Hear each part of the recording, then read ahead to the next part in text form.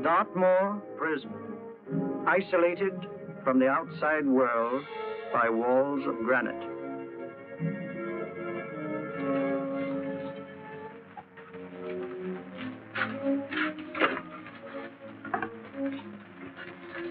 They say you could get out of here by merely telling what you know. You may or may not be another Scotland Yard bloke, but I'll give you the same answer I gave the others. I still have 2 years, 8 months, and 6 days left in which to make musical boxes. That'll be sold at auction for the benefit of this delightful sanctuary. And I intend to serve them.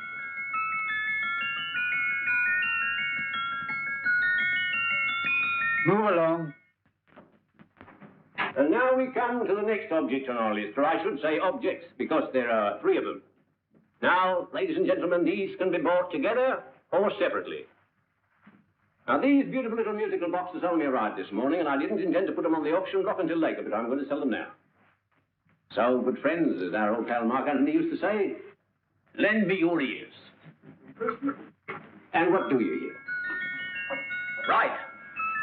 The beautiful tinkle-tinkle of a musical box. What a lovely trinket. What a beautiful gift. Created and made by loving hands. A thing of beauty and utility. I was going to start with £5. It's a bargain, £5. Do I see any hands? If there's a connoisseur in the house, will go £3 for it. £2. £1. 10 shillings. Thanks, sir. Ladies and gentlemen, 10 shillings is offered for a musical box you couldn't buy anywhere in London for less than £5. It'd be stealing to let it go for 10 shillings. Like taking milk from a baby. All right, we're starting with 10 shillings. 10 shillings, 10 shillings is offered, 10 shillings is offered, 10 shillings is offered. And anybody give me £1? For every £1? And £1 won't give me £1. £1 is offered, £1 is offered, ladies and gentlemen, £1 is offered. It's against you, sir. Will you go to £2? Will you go to £2, sir? £2. £2 is offered. £2 is offered. Going once, twice, third and the last call. Sold to the gentleman for £2. Sorry, my dear. Now, ladies and gentlemen, comes the opportunity to purchase an exact duplicate of the beautiful little musical box just bought by this gentleman for the ridiculous low price of £2. Oh, it's exactly the same. Exactly the same. Made with the same hands. You hear that? Isn't that lovely? That tinkle, tinkle, tinkle, tinkle. Sounds like Bow Bells to me, you know, with little angels pulling on the ropes, eh? Who'll give me £2 for it? Who's starting with £2? Will anybody start with £2? Oh, come, ladies and gentlemen. You know, from your enthusiasm, we might all be in Scotland instead of London. Please buy it for me, Daddy. £2, certainly not. We all might be in Scotland. Besides, I don't like his manner. £1, 10 shillings. £1. £1 is ours. £1 is offered. £1 is offered. Going £1. Any advance? Going once. Going twice. The third and the last call. Sold to the lady for £1. Smart bidding, my dear. Thank you. We come to the third and last of these beautiful little musical boxes. Exactly the same. Tinkle, tinkle. Isn't that lovely? Ladies and gentlemen, I don't bring you here to gull you and swindle you. This is the exact replica of the 2 I just sold before.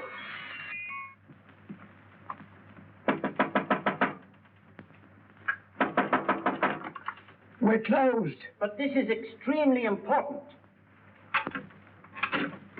Come in, sir, come in. I'm sorry to disturb you, but I was unfortunately delayed from arriving in time to bid on certain articles which I was rather anxious to obtain. Or perhaps they weren't sold, sir. We are carrying several things over. What might the articles be, sir? 3 identical musical boxes, about so large. Oh, I'm sorry, sir, but they were sold. Pity you weren't here to bid on them. They didn't bring anything like their real value. I'm most anxious to obtain them. I wonder if your records would show who the purchasers were. Oh, we don't usually give out that information, sir. For certain, shall we say, sentimental reasons, I'm most anxious to get in touch with the purchasers. I'd be willing to pay, shall we say, £5. Well, for certain sentimental reasons, sir, we'd be very happy to oblige. Alfred, today's sale. The 3 musical boxes. Musical boxes, here we are. The first purchase for £2 from Mr. Julian Emery, 52 Portman Square. Write this address down, Alfred. Yes, sir. Second didn't leave any name. Oh, how unfortunate. I think she's a dealer. You see, they don't like us to know where the things are going. On account of the profits. You say the second purchaser was a woman. Can you give me a description of her? Oh, she was a young woman. Fairly tall, slender.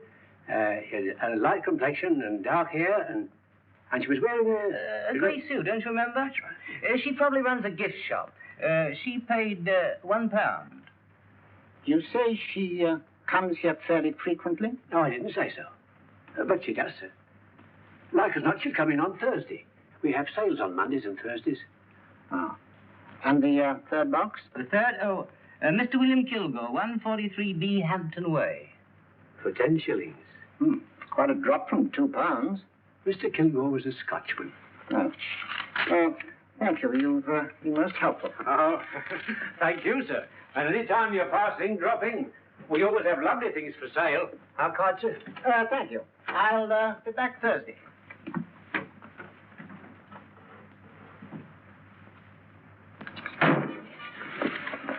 The message reached us too late. Musical boxes are being sold. Let's get out of here.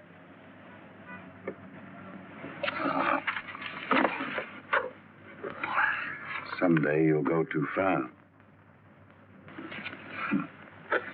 Reaching for a star, you fool. Yet a fool may touch a star, Colonel Cavanaugh, if he but reach high enough. But not possess it as you would. The musical boxes, they've been sold. What a pity for you, my dear Colonel. Is it my fault that the message reached us only an hour ago? Is it my fault that they were sold? You can't hold me responsible for that. Hope for your sake you're right.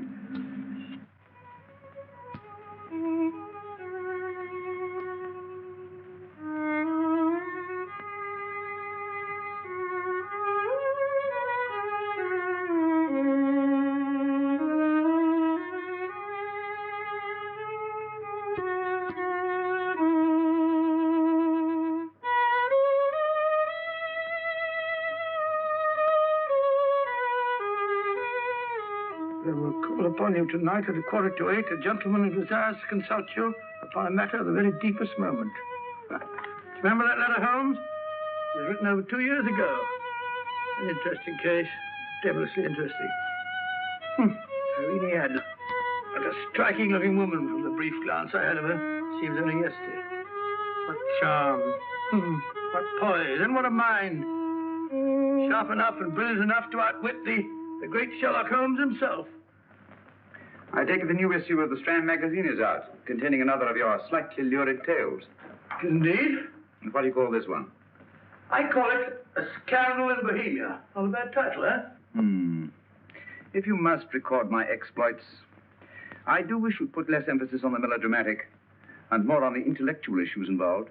More on the What do you mean by that? Well, I do hope you've given the woman a soul. She had one, you know. By the woman, I suppose you mean Irene Adler. Yes. I shall always remember her as the woman.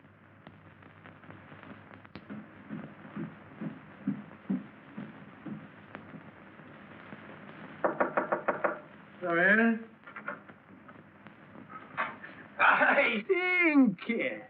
That little boy, how are you? How are you, old boy? I haven't seen you for years. I want you to meet my old friend Sherlock Holmes. Holmes, this is Stinky. In other words, Julian Emery. How do you do, Mr. Emery? Watson has often spoken of you. Oh, has he? Yes, we were at school together. Yes, more years ago than I care to remember, but you didn't come in here just to remind me of that. No, I just happened to be in the neighborhood and saw your lights burning, so I took the liberty of looking you up. Still writing your mystery stuff? Yes, there's a new one out this week. Good, I never miss them. Oh, good, thanks. I say that bandage makes you look very interesting. Still poking your nose into other people's business as usual? Who hit you? I haven't the foggiest notion. Somebody knocked me on the head in my own living room, and then proceeded to commit the most idiotic burglary you ever heard of. Fellow must have been balmy as a coot. Balmy? Why? Come sit down, old boy. Yes. You like a cup of tea? Huh? Oh, all right. I'll go and tell Mrs. Hudson.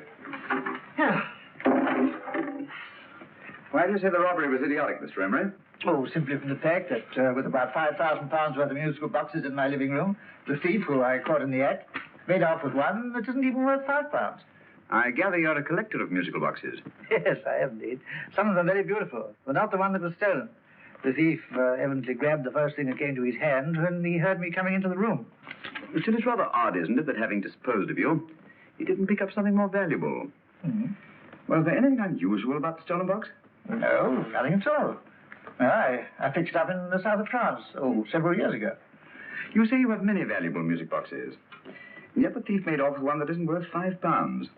Sounds like rather an intriguing little problem. Well, I take it that he was just an ordinary petty thief and didn't know the value.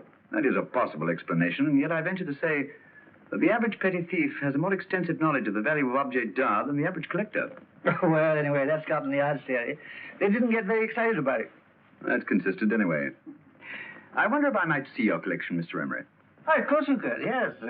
Nothing a collector likes more than showing off his trophies. When would it suit you? No time like the present. Good.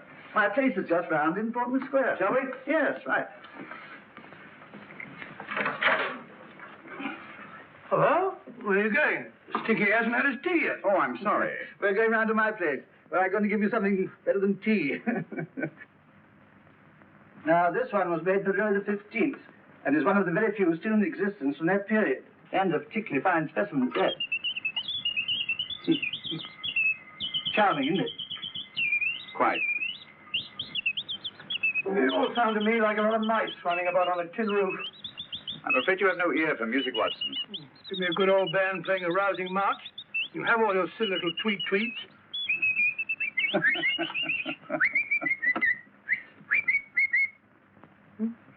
No.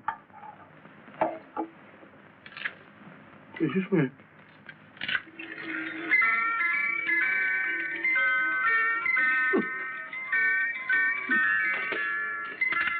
Stupid thing. Singing rabbit. What would you say offhand is the value of a box like that, Mr. Emery? Well, it's hard to say offhand, but I think we'll bring about £500 or £600 today. It's the gem of my collection. Yet a thief who steals an oddity like a musical box passes up one worth £500 for one of almost no value at all. Odd. Very odd. What was the stolen box like, Mr. Emery? Oh, just a plain wooden box about so big. Mm-hmm. As a matter of fact, I have one over here almost exactly like it. I picked this up yesterday at an auction room in Knightsbridge. Paid only £2 for it. Of course, I wouldn't in the ordinary way add one like this to my collection, but the tune intrigued me. I'd never heard it before.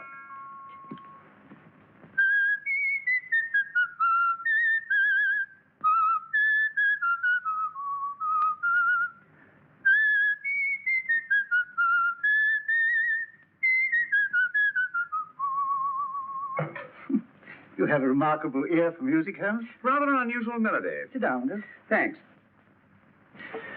You say you bought that box at an auction sale yesterday? Yes, the Gaylord auction rooms in Knightsbridge. Mm-hmm. Run by old, what's his name? Crabtree. That's the man. At what time was the robbery committed? Oh, about 3 o'clock this morning. You know, Mr. Emery, that box and the robbery might well be cause and effect, especially since you say that the stolen box outwardly resembles this one a great deal. And Scotland Yard were not particularly interested, eh? Oh, yes, but I wouldn't blame them for that. Especially as I told them I was quite unable to describe the thief. Except, of course, for the fact that it was definitely a man. All you remember is that you came in here and someone struck you on the head. Yes, and the next thing I knew, my man was trying to revive me. It might be wise for you to put that box away somewhere and lock it up. Oh, I don't think that's necessary. Besides, everything's insured. Well, at least if any further attempts at robbery are made, I'd suggest that you call the police, rather than running into any personal danger. Oh, come, Holmes, aren't you being a bit of an alarmist? Possibly. Well, Master Gray, with old Stinky. Seems to me you are making rather a mountain out of a molehill. Molehill is the word, old boy, and it's time you were in bed. Thanks so much for letting us see your place. How's this? Been glad meeting you. Holmes, I can't understand why you were so mysterious. Seems to me the petty thief explanation was the only sensible one. Really? I can't see how you can believe it was anything else. I didn't say I believed it to be anything else. The petty thief theory is the obvious one, I grant you. However, it's often a mistake to accept something as true merely because it's obvious. The truth is only arrived at by the painstaking process of eliminating the untrue. We are not able to do that in this case without further data. Rubbish, you're pulling my leg. You're trying to turn a twopenny halfpenny robbery into an international plot. No, I'm not. I just hope that your friend Stinky is a little more cautious in the future. Just in case.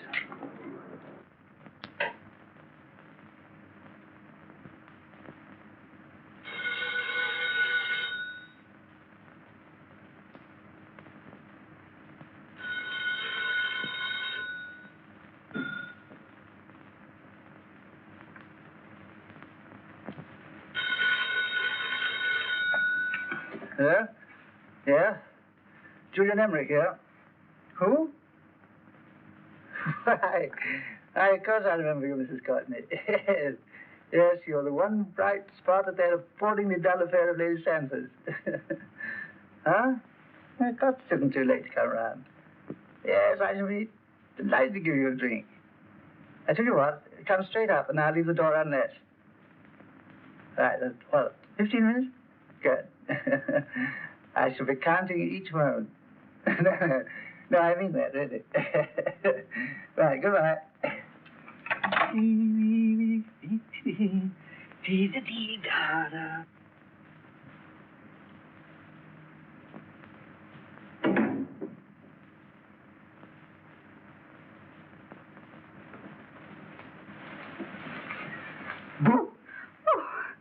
He startled me. Did I? Yes.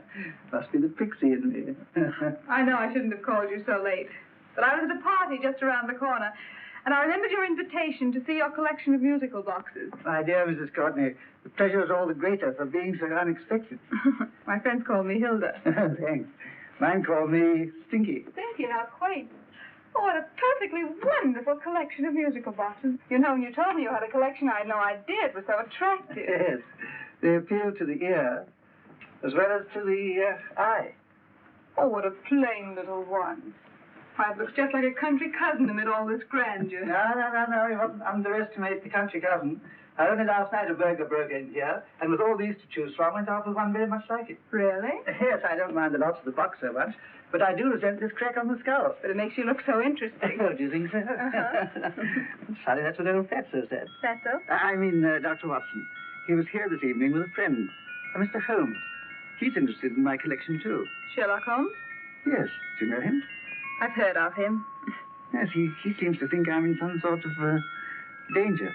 What a haunting tune. It takes me right back to my childhood. Really? You know, it's odd that you should be interested in that particular musical box. Odd? Why? Because Mr. Holmes is also interested in it. He may have been more interested in the tune than in the box. I guess, yes, that's right. I remember now. He whistled it note for note, having heard it only once. Really? He must be a remarkable man. Bit of an alarmist, if you ask me. Don't you believe in warnings? Of course not. Who'd want a box like that? I would. You're not serious. Oh, but I am. Well, you put me in a very awkward position. I'm a collector, you know. And a collector buys but never sells. But if the price were high enough... The price has nothing to do with it. It's the principle of the thing. Yes, well, we haven't had our drink. No, thanks. I must be getting along. Must you really? I'm afraid so. You're not walking out on me, are you? My reputation. Stinky. I say, you know, you are an attractive woman. Thanks.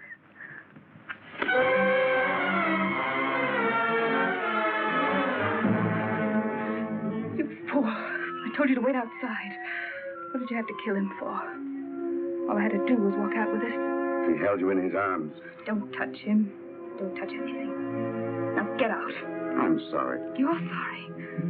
What about me? This is murder. What about Scotland Yard? What about Sherlock Holmes? Now, get out!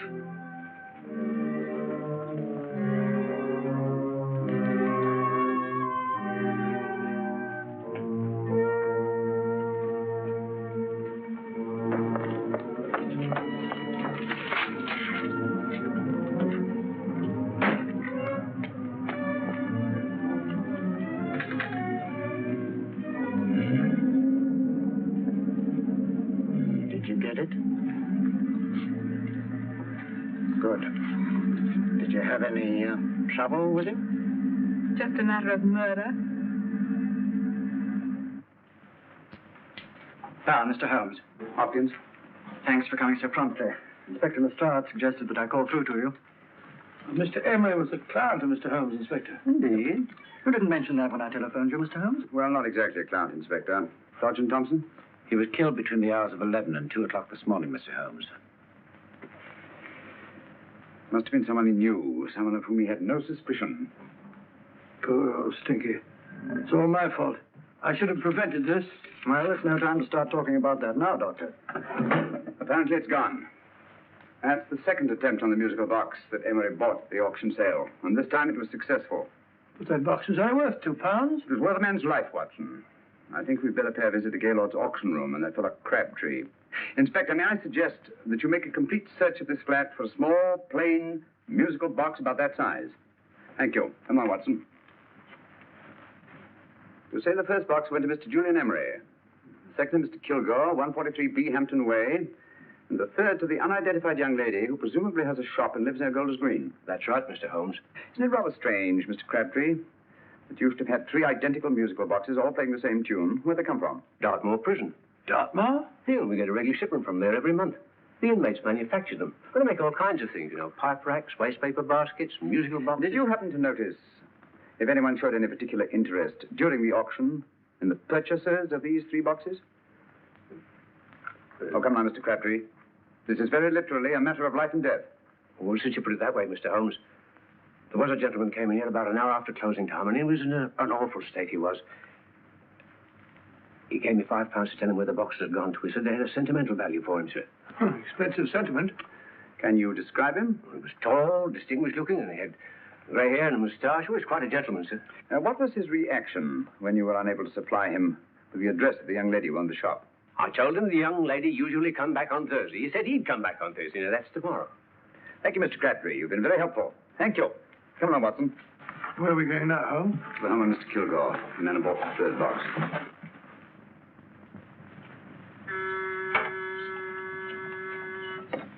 But hang it all, Holmes, how do you know those other 2 musical boxes are of any importance? I don't, but I certainly have no intention of waiting until the owners are murdered to find out. No one at home. I hope that's the explanation. I'll have a look through this window.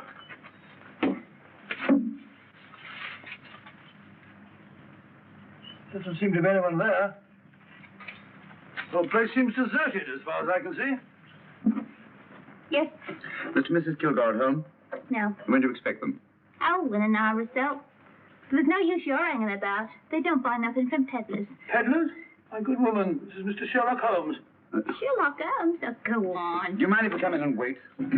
My business is rather urgent. Well, I've got to go out and do my shopping. And I don't know if Mrs. Kilgore'd like any strangers nosing about. Quite all right, I assure you. Well, I've got to be off. It's too late in the parlor. And no smoking either. Mrs. Kilgore said it smells up the house. Funny old girl, Holmes.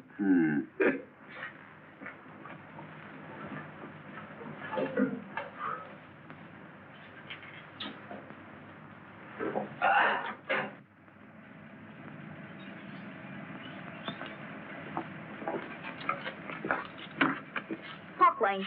Park Lane? And what would the likes of you be doing in Park Lane? Now, don't worry about the fares, Ducky. If you know how to get to Park Lane, up it.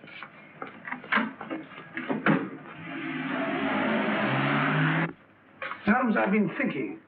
There must have been something hidden in that box of old Stinky's. Stolen jewelry, possibly. What's up, Holmes?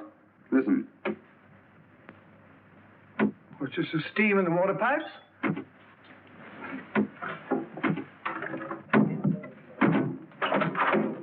Watson! Great on the chair here. It's all right, my dear. There. Now, don't worry. It's all over. There you are, dear. Don't cry anymore. She tied me up and shut me in the cupboard. I know. She won't come back. Did you show her your new musical box? Yes, she said she wanted to hear it play, and as soon as I showed it to her, she grabbed on. I know. Now, don't worry. We'll buy you a new musical box. Yes, my dear, the best one in London. Watson. Oh, what a fool I've been. What do you mean, Holmes? She took the musical box out of this house in that market basket, right under our very noses.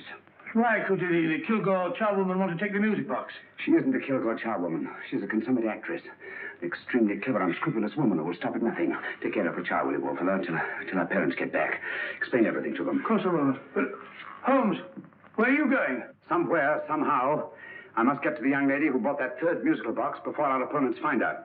I only hope that I won't be too late. Oh, no. No, darling, you mustn't cry anymore. Now, cheer up. Would you like to hear old Uncle make a noise like a duck?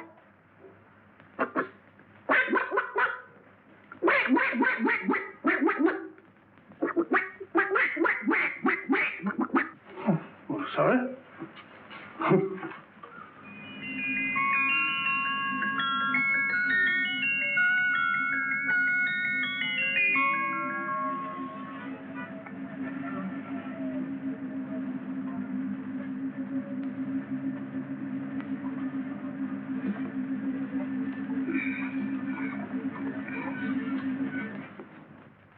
Now, ladies and gentlemen, how much am I offered for this beautiful lace Dresden china figurine? A lady of the French court. Now, this is the genuine article. What a beautiful ornament for your mantelpiece. Or you could use it as a centerpiece on the dining room table. Now, will somebody start me for £10? Will somebody start me for £10? £8? £7? All right, £5 is offered, £5 is offered, £5 is offered, £5.10, £5.15, £5.15.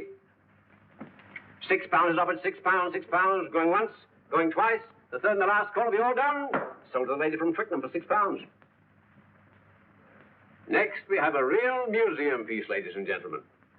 A fine 19th century doll. The costume an exact replica of the holiday clothes worn by the Hungarian peasant women. Now, ladies and gentlemen, an article like this will cost you from £15 to £20 in a West End shop. I'm not going to ask you for anything like that. Who'll give me £2 for it? £2. Anybody offer me £2? £2 for the Hungarian? £2? £1. What? Anybody give me £1? Anybody offer me £1 for the doll? £1 is offered, ladies and gentlemen. £1 is offered. Now, I'm not going to waste your valuable time or mine in trying to get one half of what this beautiful doll is worth. If the young lady can steal it for £1, that's her good fortune.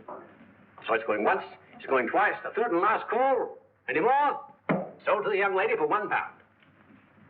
And now, ladies and gentlemen, may I draw your attention to something which may be a great surprise to you, worthy of any collection. The only other one like it is in the British Museum. It's a Ming vase of the 7th dynasty. This vase lay in a large collection somewhere outside Rome for over 2 centuries, I understand. It was discovered there by the noted antiquarian, Sir Andrew Coppleston. Now, some of you may remember Sir Andrew Coppleston. Besides being a noted traveler and antiquarian, he's also a gentleman rider. A girl with a parcel in her hand. That's her. Are you sure that's the girl? Well, she fits perfectly the auctioneer's description. Follow her, Hamid.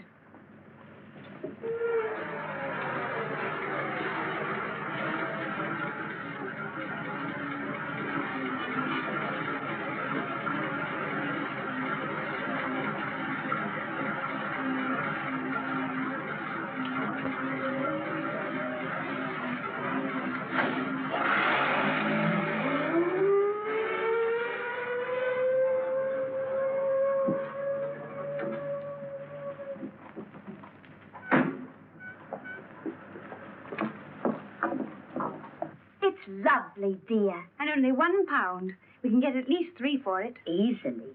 I'll go make some tea. I could do with a cup. Right.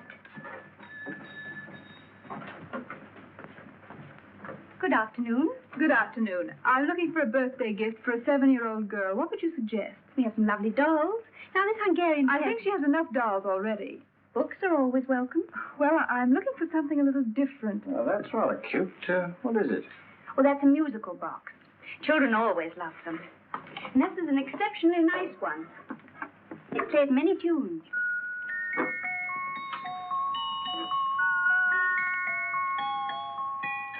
Have you any others? Yes. If you'll just step this way. I have only 2 left.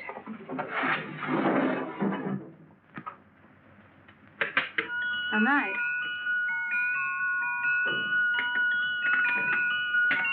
Are you sure this is all you have? I'm sorry. They're rather hard to find, you know. That's our entire allotment. I did have one other, but I sold it earlier this afternoon. But it was only a plain wooden one. It wouldn't have been a very nice gift for a child. Really? Do you happen to know who the purchaser was? Why, yes. He left his card, just in case anyone should inquire for him.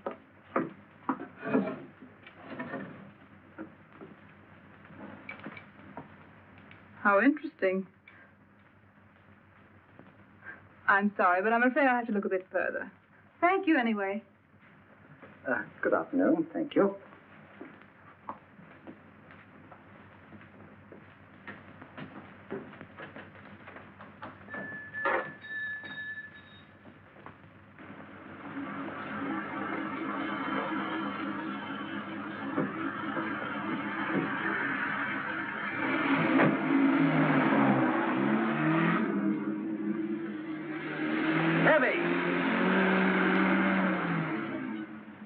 Follow that cab. Here, now, what?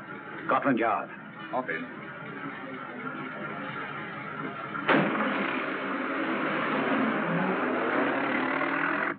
Sherlock Holmes. I might have known. We thought we were the hunters, instead of which we're the hunted.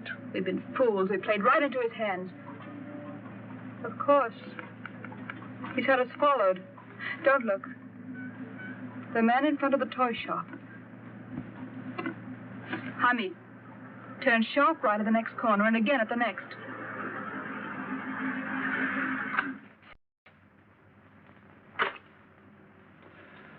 No photograph of her, Commissioner. As I expected. She's not a known criminal. But how do you expect to know if you do find her? After all, she was disguised as a charwoman. Don't worry, old fellow. If I ever see her again, I'll recognize her. Well, it won't be long till we know who they are and from where they operate. Who's covering them? Sergeant Thompson's following them, sir. They won't get away from him. He's a good man. We could have arrested them at Clifford's toy shop if we had any proof. But we know that they killed Emery.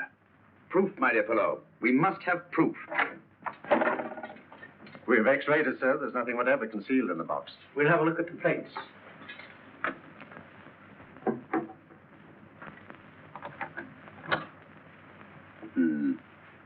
There must be some clue. And it's probably so obvious that we've all overlooked it. Seems to me we're up against a bunch of lunatics. Not lunatics, my dear fellow. Extremely astute, cold-blooded murderers. What can these little musical boxes have in them that's so important? Don't forget they were made in Dartmoor prison. You can smuggle stuff into prison, but not out. Do you want us to break the box apart, sir, to see if there's anything the X-ray hasn't caught? No, not yet. Do you mind if I take it? Certainly. Thanks.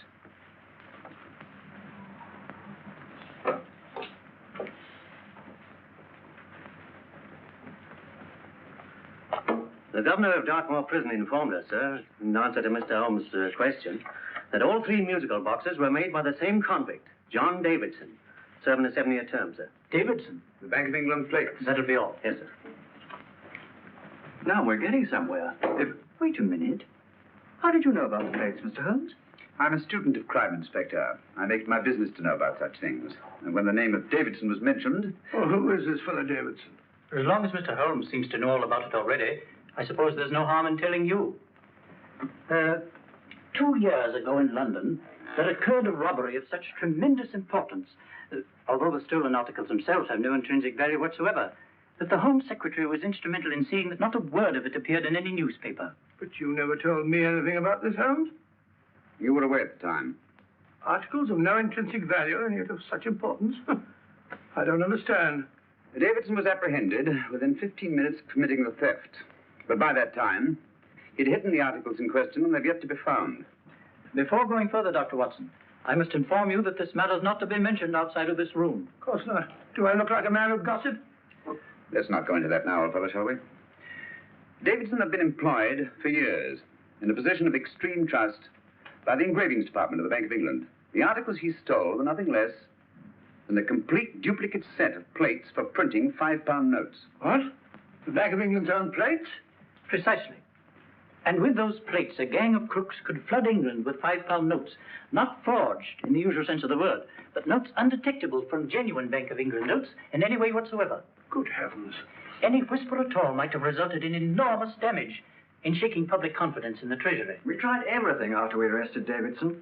Offered him a shorter sentence if he'd tell us where he'd hidden the plates. Why, we even put in Scotland Yard men with him as cellmates, but no results. Obviously, Davidson is a man of strong character and infinite patience. Yet suddenly he feels impelled to smuggle out the secret of the hiding place of the plates to his confederates. Why? I don't understand, Mr. Holmes. Well, for example, has the Bank of England made any plans to radically change the design of the £5 note so that in, say, 7 years from now, notes made from the stolen plates would be worthless? Confidentially, Mr. Holmes, such a move was discussed. But replacing all the £5 notes in circulation would be such a Herculean task that nothing's been done about it as yet. I see.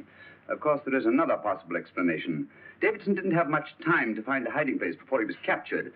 He may be afraid that the plates will be accidentally discovered before he's released. Hence his anxiety to communicate their whereabouts to his confederates as soon as possible. I believe you've hit it, Mr. Holmes. I'm sure that the message is contained in this musical box. Or rather, in all 3 musical boxes, since possession of all 3 seems to be essential. Our opponents have 2/3 of the puzzle, we have 1/3. Well, what are you going to do, Holmes? Try to deduce the message from the 1/3 that we have.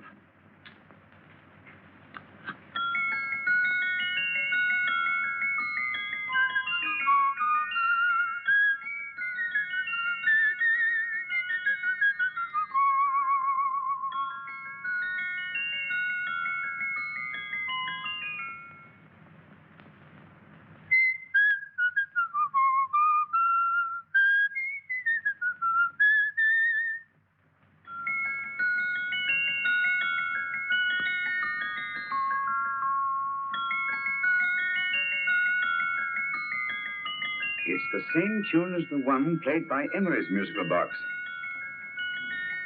And yet it's different. Sounds the same to me. The tune. Somehow the tune is the key to the mystery. It must be the tune. Otherwise, why use 3 musical boxes to convey the message? Why not collar boxes or shoe boxes? Yes? Oh. It's for you, Inspector. Oh, thank you, sir. Inspector Hopkins speaking. What? Where? Golders Green Station reports they've just found Sergeant Thompson's body. From the tire marks on his clothes, he was apparently run over by a taxi. What an unfortunate accident. Not an accident, my dear fellow. I'm afraid it's murder. You never know just who you're going to meet when you're walking down a busy London street. Mrs. Orchid to Mrs. Brown, any subject of the crowd. Oh, you never know just who you're going to meet. So you better hold your topper in your hand, just in case you meet a lady on the Strand. Girls will think you're kind of sweet, and your day will be complete. Oh, you never know just who you're going to meet. Now, a gentleman is judged by his appearance. Yes, a gentleman is judged by how he talks. Now, he's much better off when he's acting like a top, especially if he's taking him a walk. What on earth is this outlandish place? A rendezvous for actors. Actors? Buskers, old boy. You've seen them 1,000 times. Actors who entertain the queues, waiting outside theaters. You never know just who you're going to meet when you're walking down a busy London street. So you better wear your best, go advise to look your best, 'cause you never know just who you're going to meet.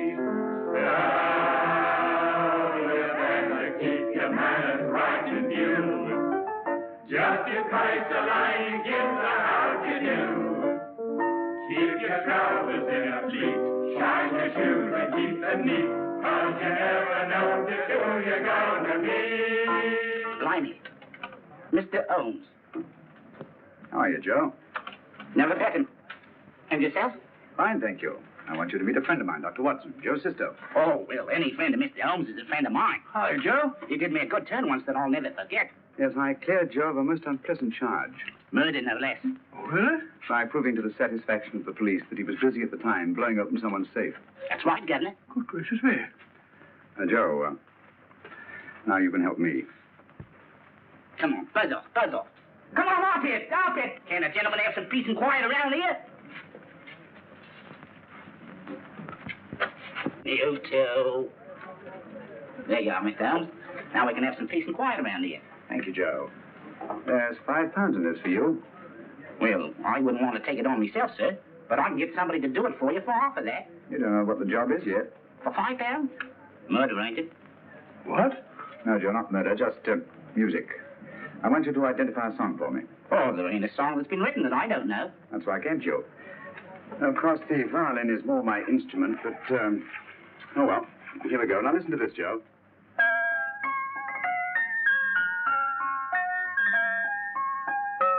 Wait a minute. You're playing that wrong.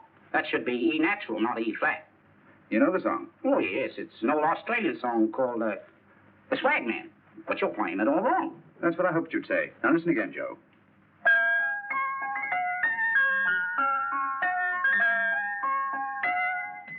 That's the same tune, all right. But you're making different mistakes than you did the first time. No, not mistakes, Joe. Call them variations. Here, play the song for me, will you? The way it's written.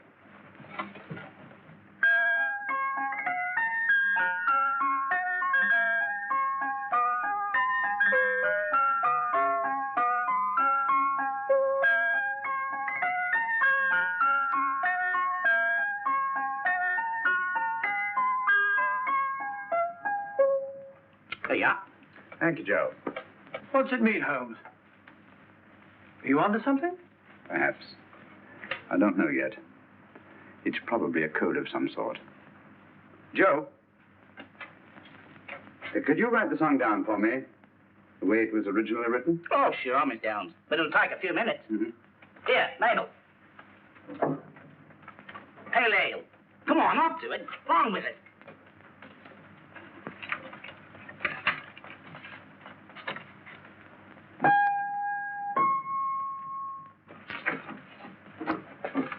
Well, obviously it isn't the lyrics. No combination of those words made any sense at all. The variations in the way Emery's musical box played the tune are different from the variations in the one we have. You sure? Quite.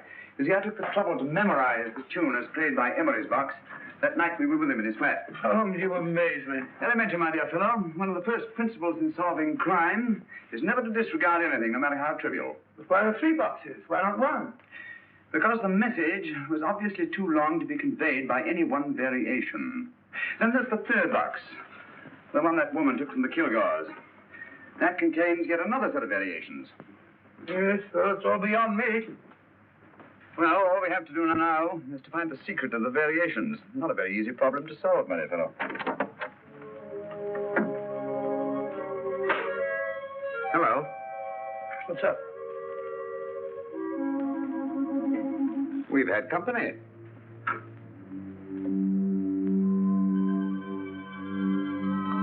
say, this is outrageous. Ask Mrs. Hudson to come in here, will you? Right.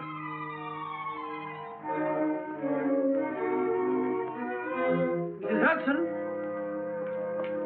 Yes? Oh, there you are. Will you come up here at once, please? Oh, coming, sir.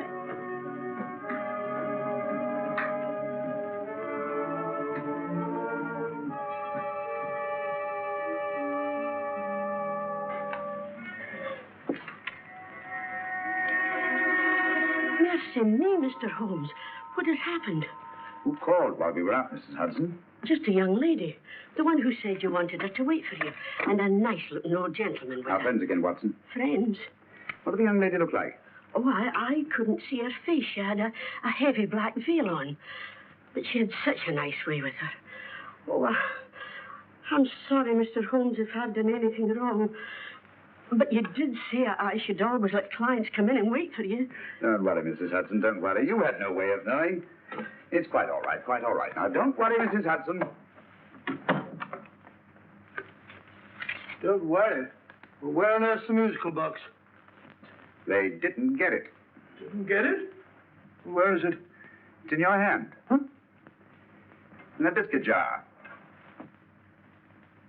Take the biscuits off the top. Now put your hand inside, and you'll find the music box. Well done, Holmes. Well done. Amazing.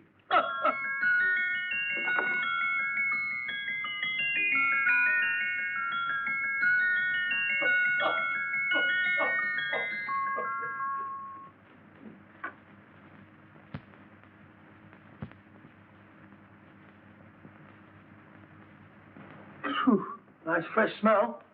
Like a pub after closing time.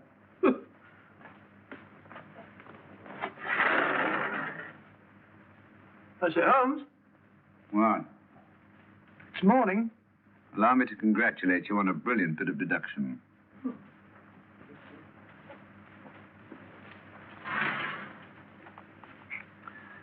It's not a transposition, not a polygraph transposition, not a trigraph, nor any known form of decoding. How about the Morse code? Have you tried that? Yes, at about 3 o'clock this morning. I'm sorry, old man. I was only trying to help.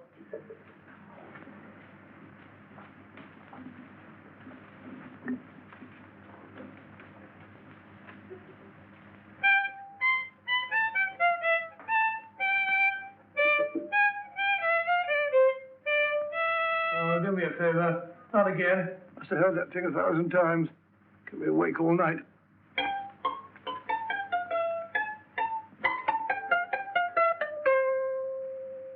Not a very distinguished composition, I grant you. You know perfectly well I don't know one tune from the other. When I was a kid, my people tried to have me taught the piano. I've always felt sorry for that old teacher of mine. The poor old girl finally reached the point of numbering the keys for me. 1, 2, 3, 4. Even then, I never progressed beyond it. Numbering the keys, Watson. The 19th key of the keyboard is the 19th letter of the alphabet. S. Here. Write it down when I give it to you, old fellow, will you? The first altered note. Write S first. Now, the 8th key is H. The 5th key, E. The 12th key, L. The 6th key, F. S-H-E-L-F. Shelf. Your piano lessons were not in vain, old fellow. You've solved it. Thank you. Oh, thanks, old bean. Oh, Liz.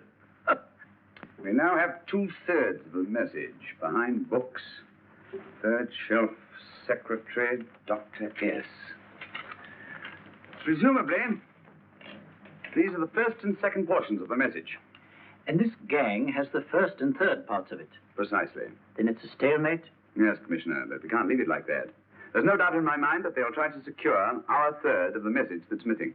Well, I assume you've taken every precaution to guard the Clifford music. Oh, yes, it's carefully hidden at Baker Street with Dr. Watson on guard. However, I'm reasonably certain that, difficult as it may be, we can find the plates even without the missing part of the message. Behind books, third shelf, secretary, Dr. S. Well, outside of the fact that Davidson hid the Bank of England plate somewhere in London, Mr. Holmes, I don't see that we've progressed at all. Allow me to point out to you, sir, the key words, Dr. S. It looks as if the plates were hidden in the house of the doctor. Whether S stands for his first or last initial remains to be determined by a process of elimination. Well, there must be 10,000 doctors in London with S for a first or last initial. Precisely. And every one of them will have to be questioned in person. That's why I say this is a task for Scotland Yard. It's a task, all right. But Scotland Yard has searched worse haystacks and found a needle. Well, for the time being, I'll leave the matter in your hands, gentlemen.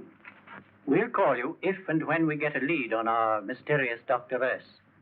In the meantime, I intend to follow up a little clue concerning a cigarette.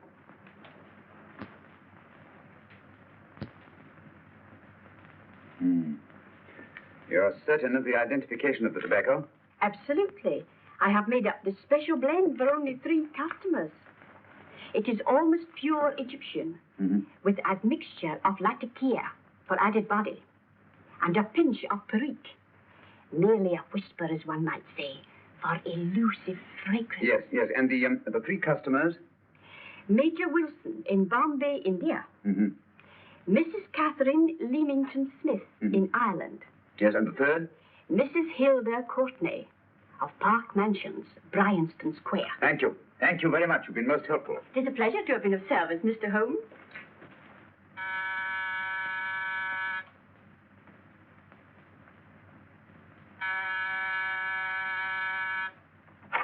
Yes?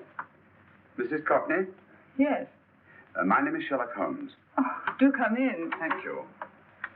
I've heard of you, of course, Mr. Holmes. I believe we have a mutual friend in Sir Edward Brookdale. He's spoken to me of you quite often. Indeed. And to what good fortune am I indebted for this visit? I think you know Mrs. Courtney. Well, I did get a summons for speeding last week. But outside of that, I don't think I'm of any interest to the police. Oh, come now, Mrs. Courtney. You seem to forget that you and I have met before. I'm sorry. I'm sure I would have remembered meeting the great Sherlock Holmes. Please sit down. Thank you. You say we met before? Yes. At the home of Mr. and Mrs. Kilgore, 143B Hampton Road. Kilgore? I don't think I know anyone of that name. Well, I didn't say you knew them. As a matter of fact, you called on them when they were out. I don't understand, Mr. Holmes. Really? And you were dressed rather differently. Indeed. Cigarette? Thank you.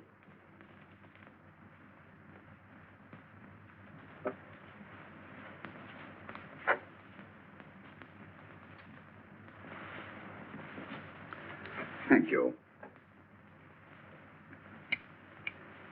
You know, Mrs. Courtney, people generally forget, in assuming a disguise, that the shape of the ear is an almost infallible means of recognition and identification to the trained eye. Evidently, you've mistaken me for someone else. Oh, no, not at all. Though naturally, I expected your denial. But when you paid your visit to my rooms at Baker Street, you carelessly left behind another identification. They're, identical, aren't they? Yes, I must admit they are. You see, Mr. Holmes, to catch one as clever as you, I had to use a very special lure. I knew you'd be unable to resist the bait of my cigarette, having read with great interest your monograph on the ashes of 140 different varieties of tobacco. I should advise you not to move, Mr. Holmes. I must congratulate you on your ingenuity, Mrs. Courtney. It was indeed a brilliantly designed trap. Thank you, Mr. Holmes. Praise from a master is indeed gratifying. I shall always cherish the memory of your flattering words. Memory? Precisely. I'm afraid these gentlemen have a most regrettable task to perform. Unless, of course, you care to turn over the missing musical box with your pledge to take no action against us in the future. I'm afraid that will be impossible. I thought that would be your answer. Hamid! Careful! Careful. There's no need to be unnecessarily rough with our distinguished guest. You realize, Mr. Holmes, that your demise will not take place here. The corpus delicti, you know. Well, naturally. Shall we go? It's so fearfully awkward having a dead body lying about. Don't you agree, Mr. Holmes? Another dead body shouldn't weigh too heavily on your conscience, Mrs. Courtney.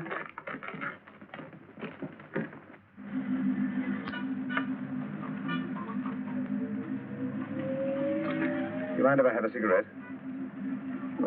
Don't see why not.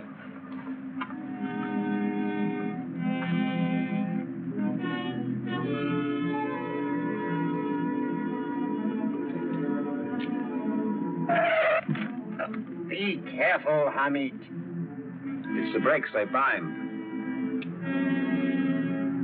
Thank you, Colonel Cavanaugh. It's very considerate of you.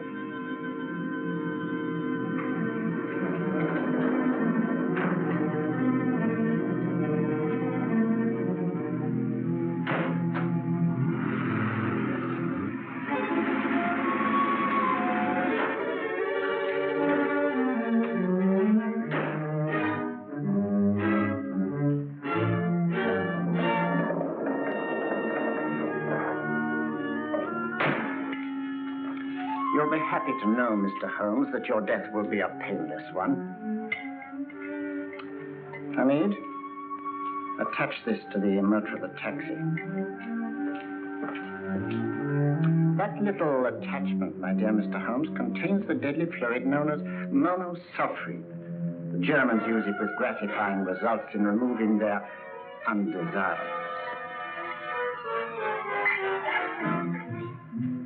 Start the motor.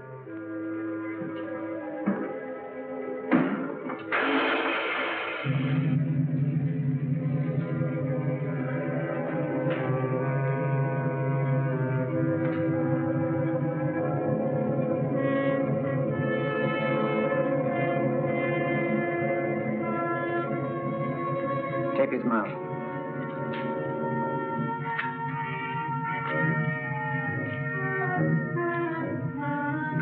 Now, up with him, Hamid.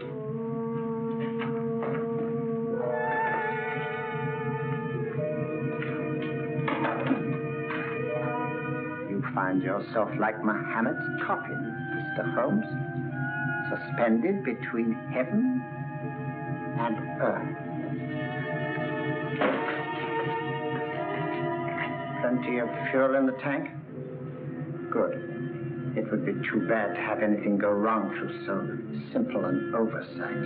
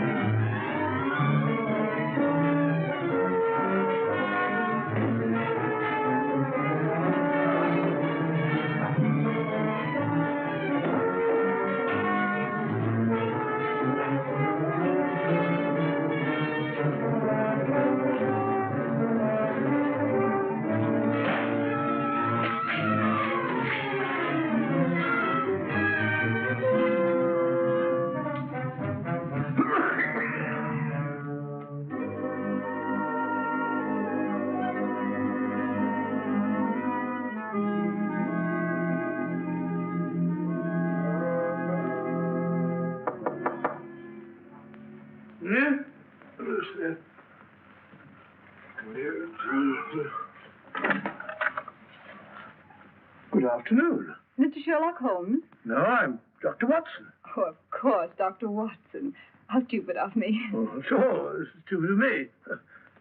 Won't you come in? Well, I really came to see Mr. Holmes. Oh, I'm afraid he's out. I don't know when he'll be back. Perhaps there's something I can do. Oh, won't you sit down? Thank you. You know, Sherlock Holmes and I have been engaged on a great many cases. Oh, really? Yes, indeed. As a matter of fact, this very moment, we're involved in one of the most baffling... Oh, well, won't you tell me your trouble? I may be able to help you. That's very kind of you, Dr. Watson. Perhaps if I wouldn't be imposing too much. Imposing? Oh, there's no imposition. No imposition at all. A pleasure, I assure you. Now, tell me all about it, Miss Williams. Mrs. Williams. I live in Surrey, Dr. Watson, and I've come up to London in sheer desperation. My only sister has disappeared, and the local police seem utterly unable to find her. Well, Holmes and I solved a case exactly like that once. Very interesting, as far as I remember. I call it the adventure of the solitary cyclist. Oh, sorry. Now I come to think of it, it wasn't so very similar. Entirely different. I don't think what I was saying. Where were we? She's only 17, Dr. Watson, and until she disappeared last Thursday, she seemed to be in the best of spirits. Possibly a romantic entanglement? Oh, no, nothing of the sort. She left no note, didn't even pack a bag, no explanation.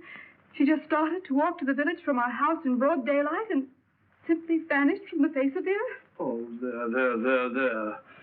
Might I have a glass of water? Glass of water. I have one in 1 minute.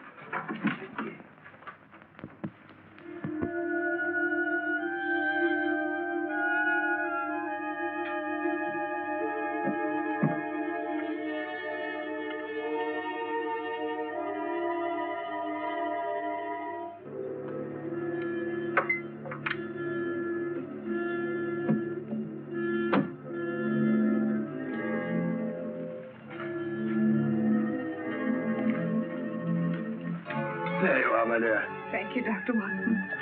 No, you're not to cry anymore. You must pull yourself together. I feel much better already knowing that you're going to help me. Oh, Dr. Watson, look! Good heavens!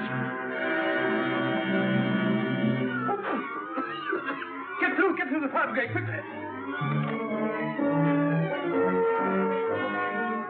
Haven't you a fire extinguisher? By George, we have in the kitchen.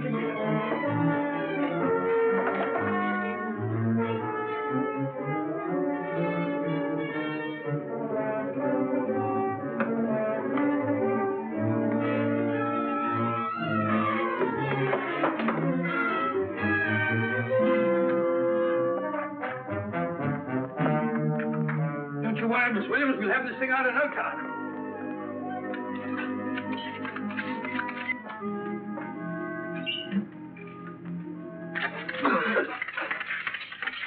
That's got it. It's there. You see, there was no need for the fire brigade after all. I hope you weren't too frightened, Miss Williams. Gone. That's the trouble with women. They always lose their heads in an emergency. Well... a musical box. Great Scott! Miss Williams! Well? Good. And Holmes? By now, Mr. Holmes has no doubt exchanged his violin for a harp. Always assuming that heaven is his destination. And now that we have the missing musical box...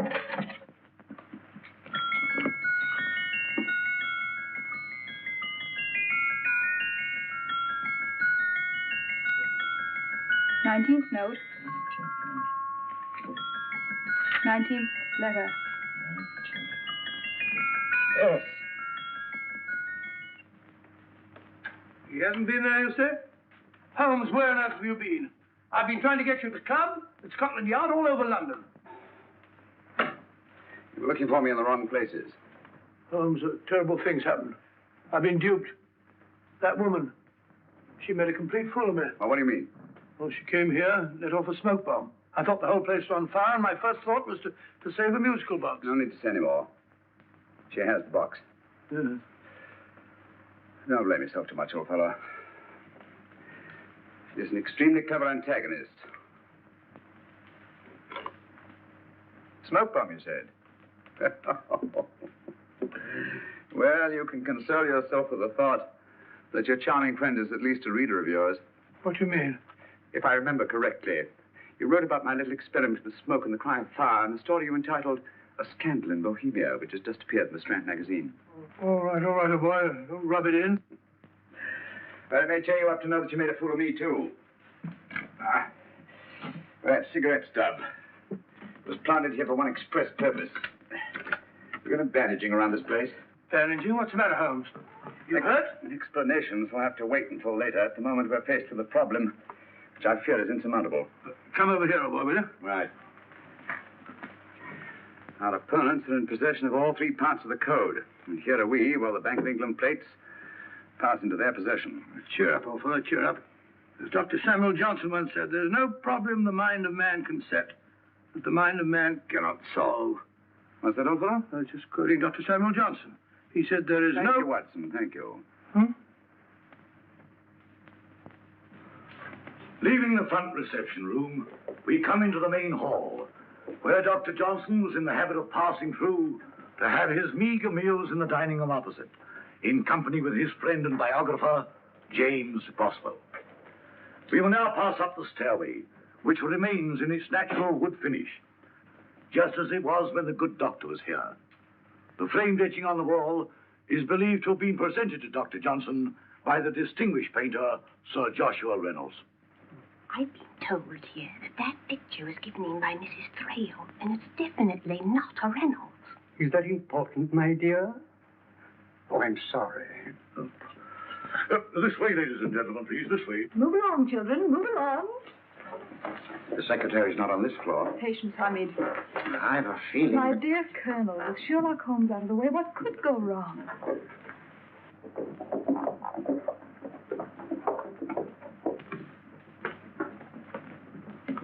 And here we have the Garrett Library, in which Dr. Johnson wrote his famous dictionary, and in which you will see also many of the great man's books and other items of interest. Step forward, ladies and gentlemen, please. Step forward. Standing in the corner is the secretary, which contains many of the original works by the literary genius. On this table, Dr. Johnson's cat, Hodge, used to sleep while his master worked. A strange thing about this cat, ladies and gentlemen, was its love of oysters. They do say that the dear doctor often went hungry to find the cat that delicacy. What a pity. Now we will visit the grey room, which is immediately below us, in which you will see the very bed in which Dr. Johnson died. What did he die of? Gout. Just gout. This way, ladies and gentlemen. Mind the steps, please.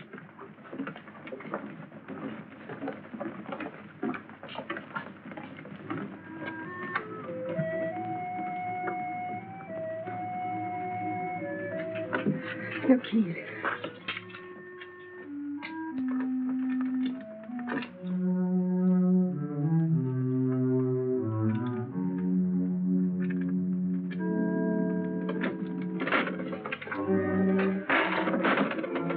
Third shelf up.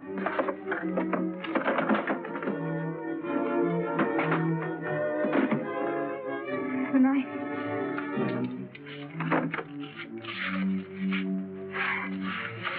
Gentlemen, the Bank of England plates. Well, Mrs. Courtney, so we meet again. No, I shouldn't do that if I were you, Colonel Cavanaugh. I must congratulate you, Mr. Holmes. You're far more clever than I thought. Thank you, Mrs. Courtney. Praise from you is indeed gratifying. I shall always cherish the memory of your flattering words. Memory? Oh, thank you. And now I have a most regrettable task to perform.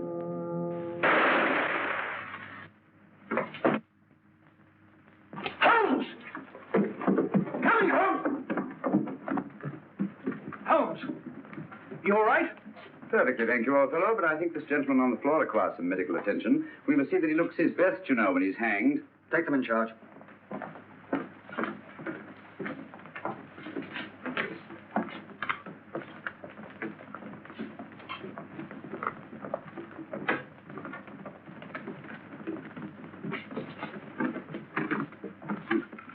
A brilliant antagonist. It's a pity her talents were so misdirected. Will you see that these plates are returned to the Bank of England, Inspector? I still don't understand how you solved it, Mr. Holmes. It's entirely due to Dr. Watson. He gave me the clue when he mentioned Dr. Samuel Johnson. Well, congratulations, Doctor. Oh, thank you, Inspector. I don't think I'd have done it entirely without Mr. Holmes' help, you know.